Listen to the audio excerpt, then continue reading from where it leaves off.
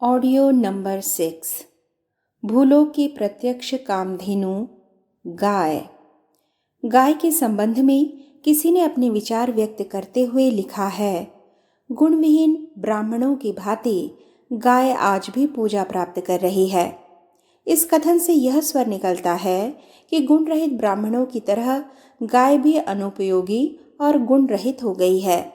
लेखक की दृष्टि में संभवतः आज के विकसित कृषि उपकरण और महंगी तकनीक रही होगी। इस तरह के विचार आधुनिकताभिमानी व्यक्तियों द्वारा प्रायः किए जाते हैं, जबकि अधिकांश भारतीय किसानों के लिए धरती की छाती खोदकर अनाज पैदा करने में गाय ही एकमात्र सहयोगी रह गई है।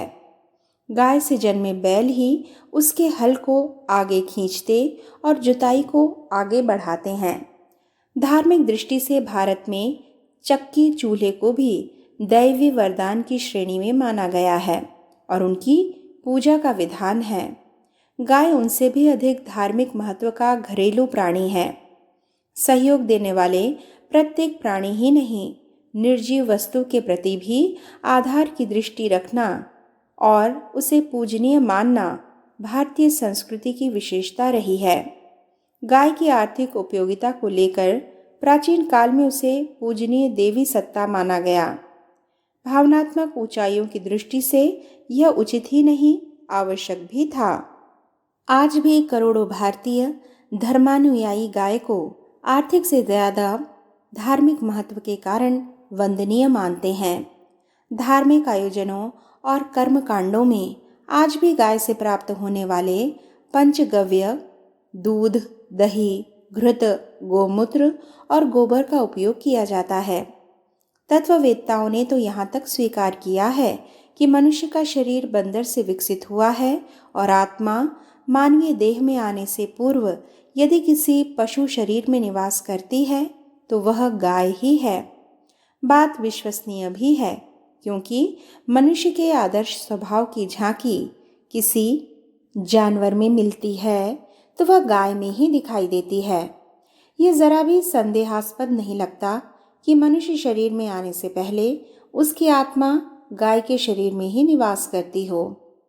यह तो हुई गाय के संबंध में धार्मिक दृष्टि, पर कृषि के लिए वैज्ञानिक साधनों का आत्यंतिक विकास हो जाने के बावजूद भी हमारे देश में गाय का आर्थिक महत्व आज भी कम नहीं हुआ है। यदि उसके दूध और उससे तैयार होने वाले दही तथा घी को ही लें तो पौष्टिक वस्तुओं की तुलना में भी 21 ही बैठेंगे। अपने अमृतोत्पम गुणों के कारण गौदुग्ध विश्व के कई वैज्ञानिकों की दृष्टि में भी अपना महत्वपूर्ण स्थान बना चुका है। गाय के दूध को आहार शास्त्रियों ने संपूर्ण आहार माना है और पाया है कि यदि मनुष्य केवल गाय के दूध का ही सेवन करता रहे तो उसका शरीर और जीवन न केवल सुचारू रूप से चलता रहेगा, वरन वह अन्य लोगों की अपेक्षा सशक्त और रोग प्रतिरोधक क्षमता से संपन्न हो जाएगा। पौष्टिक तत्वों के संबंध में यह बात ध्यान देने योग्य है कि किसी वस्तु में कोई जीवन तत्व कम होता है तो दूसरा जीवन तत्व अधिक। वैज्ञानिक इसी कारण बहुत सी चीज़ों को एक साथ खाने की सिफारिश करते हैं, पर गाय का दूध अकेला सभी जीवन तत्व संतुलित रूप में उपलब्ध कराता है, न कोई कम और न कोई अधिक। स्मरणीय है कि जीवन तत्व कम हो तो भी स्वास्थ्य का ढांचा लड़खड़ा जाता है और अधिक हो तो भी मनुष्य एलर्जी, ब्लड प्रेशर और हृदय रोग जैसी बीमारियों का शिकार हो जाता है। शरीर में लगभग 2/3 भाग जल का है, शेष 1/3 ही ठोस तत्व है। गाय के दूध में भी जल का यही अनुपात है और उसमें सब आवश्यक तत्व घुले रहते हैं।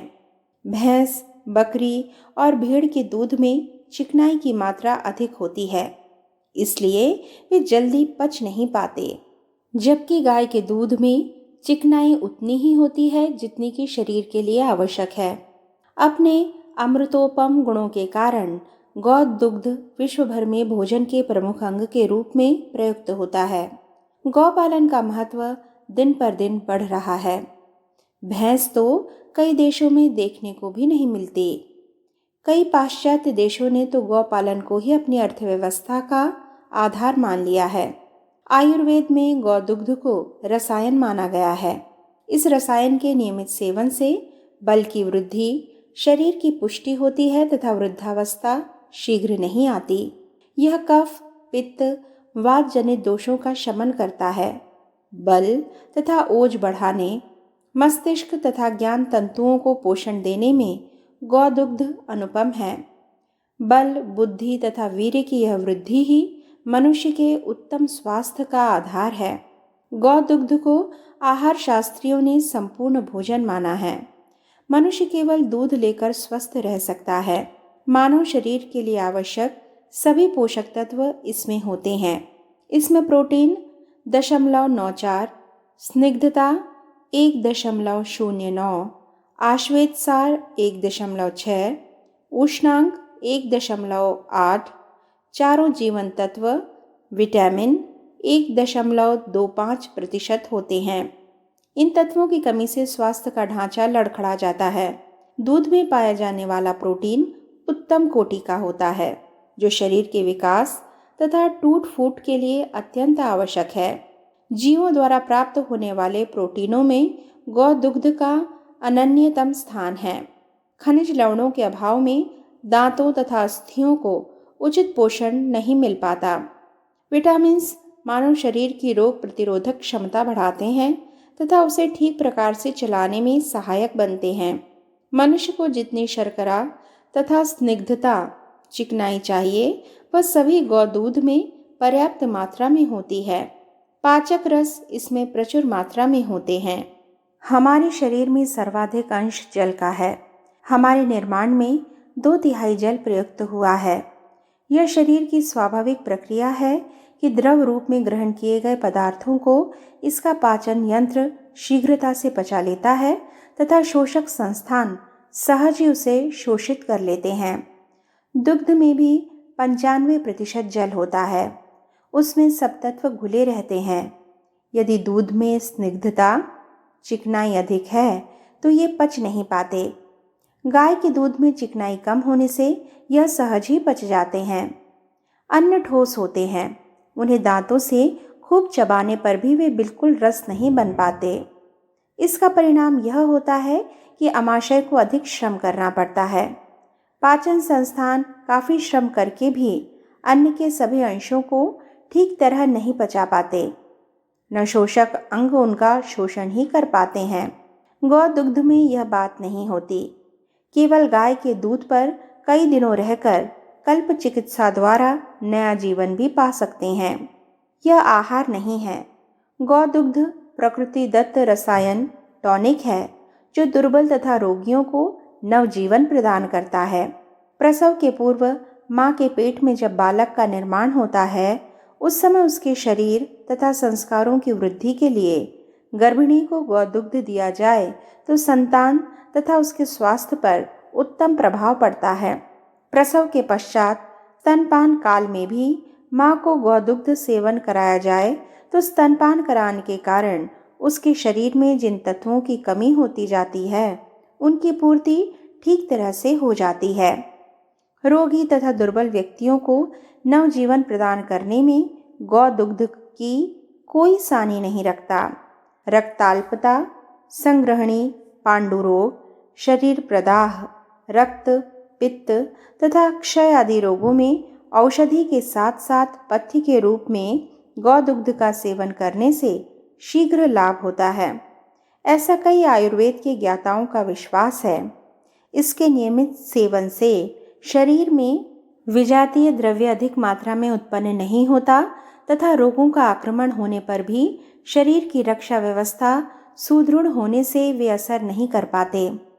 आजकल उचित आहार नहीं मिलते। अस्वास्थ्यकर वातावरण में रहने तथा शारीरिक श्रम कम करने का कुपरिणाम यह हो रहा है कि पुरुषों का स्वास्थ्य निरंतर गिर रहा है। महिलाओं की दशा तो और भी शोचनीय है। जब स्वयं महिलाएं स्वस्थ नहीं होंगी तो बच्चों को क्या दूध पिला सकेंगी। ऐसी स्थिति में कई बच्चों को बाहर का दूध देना पड़ता है। बच्चों को मां के अतिरिक्त केवल गाय का दूध ही दिया जा सकता है। वह बालक के लिए माँ के दूध की तरह ही गुणकारी होने से उसके स्थान पर प्रयोग में लाया जा सकता है। गौ दुग्ध में क्षार अधिक होते हैं तथा पाचन रसों का पर्याप्त समावेश होता है। बालक का कोमल पाचन तंत्र उसे सरलता से पचा लेता है। माँ के दूध की तरह पोषक दूध देने के कारण ही उसे गौ माता माना गया है। कुछ व्यक्ति गाय के दूध को भैंस के दूध से घटिया मानते हैं। उनकी यह मान्यता अवैज्ञानिक है। भैंस के दूध में स्निग्धता, चिकनाई अधिक होती है तथा वह गाढ़ा होता है। इन्हीं कारणों से उसे गौ दुग्ध से अच्छा मान लेना भूल है। हमारे शरीर के लिए बहुत कम स्निग्धता चाहिए। सामान्य व्यक्ति के लिए इसकी अधिकतम मात्रा 50 ग्राम हो सकती है। वैसे इतनी भी आवश्यकता नहीं होती।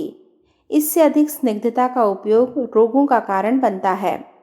भैंस का दूध इस अधिक स्निग्धता के कारण दुष्पाच्य होता है। इसे कठोर श्रम करने वाला ही पचा सकता है। सामान्य श्रम करने वाले व्यक्ति, स्त्रियों, बालकों, वृद्धों तथा कमजोर व्यक्तियों को यह पोषण के स्थान पर हानि करता है। विज्ञान के क्षेत्र में अग्रणी राष्ट्रों ने गाय के दूध को सर्वश्रेष्ठ माना है तथा उसी का परिणाम है कि अमेरिका जैसे देश में गौ दुग्ध सुलभ है तथा प्रत्येक व्यक्ति उसका उपभोग करता है। इस अमृत के अधिकतम उत्पादन में उन्होंने विज्ञान की सेवाएं लेकर गौवंश की निरंतर प्रगति करते हुए अधिकतम लाभ उठाया है।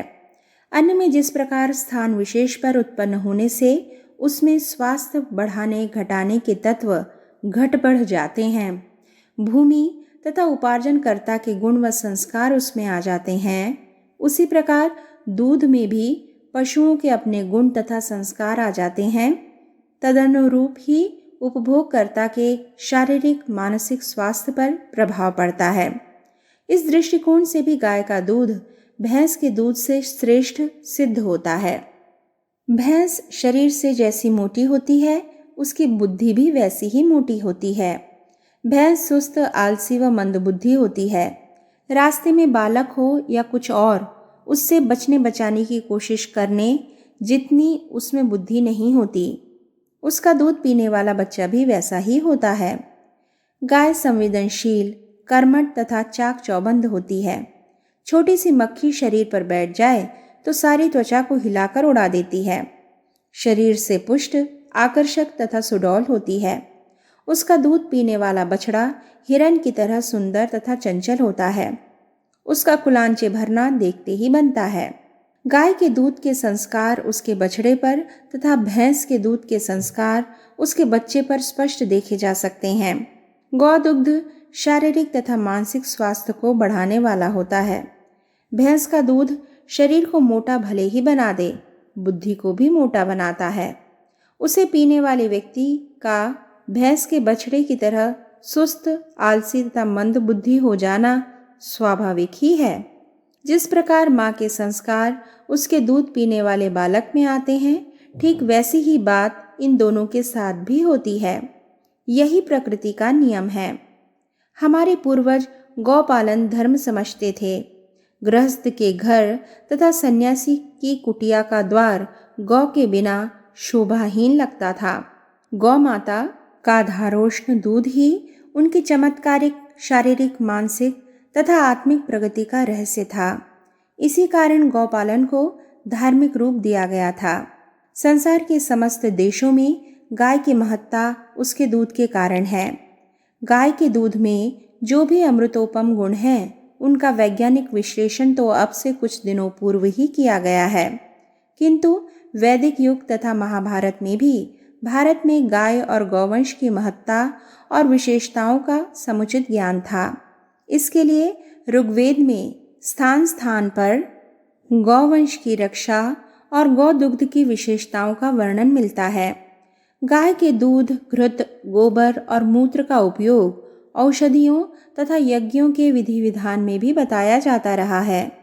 इसलिए गौ की महत्ता से भारतीय धर्मशास्त्र ओतप्रोत है। गाय को देवोपम पूज्य मानकर उसकी पूजा और रक्षा तथा संवर्धन किया जाता है। महाभारतकार ने गौ स्तुति करते हुए लिखा है, गावः श्रेष्ठा परित्राश्च पावना जगदुत्तमः ऋते दधि घृताभ्या च नेह यज्ञः प्रवर्तते। गावो लक्ष्म्या सदा मूलं गौषु पाप्मा न विद्यते। मातरः सर्वभूतानां गावः स सर्वसुखप्रदाः। गाय सर्वश्रेष्ठ, पवित्र, पूजनीय और संसार भर में उत्तम है। इनके घी, दूध, दही और गव्य के बिना संसार में यज्ञ संपन्न नहीं होते। गौ में सदैव लक्ष्मी निवास करती है। गौ जहाँ रहती है वहाँ पाप निवास नहीं करते। ये प्राणी मात्र को सुख संपदा से विभूषित करती रहती है।